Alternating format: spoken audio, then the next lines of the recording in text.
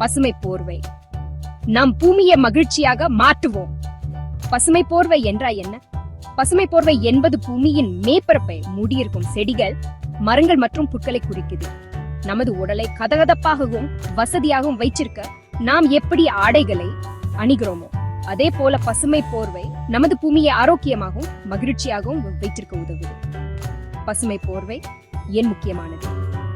வார் தூய்மையான காற்று. தாவரங்கள் கார்பன் டை ஆக்சைடை உறிஞ்சி ஆக்சிஜனை வெளியிடுகின்றன. இதனால் நாம் சுவாசிக்க சூரிய காற்று புத்துணர்ச்சியுடனும் தூய்மையாகவும் இருக்கிறது. தூய நீர். பசுமை போர்வை மண்ணில் நீரை தக்க வைத்துக் கொள்ள உதவுகிறது. வெள்ளத்தை தடுத்து நமக்கு போதுமான நீர் கிடைப்பதை உறுதி செய்கிறது. விலங்குகளின் இல்லம்.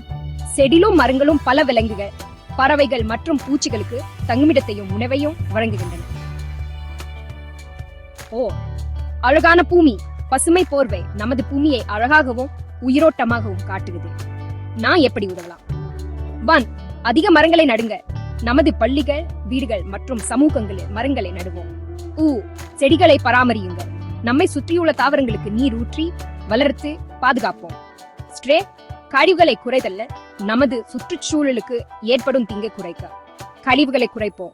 மீண்டும் பயன்படுத்துவோம். மறுசுழற்சி செய்வோம். கத்துட்டு பகிருங்க.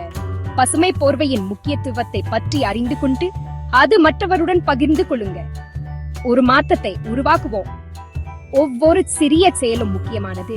நாம் அனைவரும் ஒன்றிணைந்தா ஒரு பெரிய மாற்றத்தை உருவாக்க முடியும். மகிழ்ச்சியான மற்றும் ஆரோக்கியமான பூமிக்காக நமது பசுமை போர்வையை பாதுகாக்கவும் பேணவும் ஒன்றிணைந்து செயல்படுவோம்.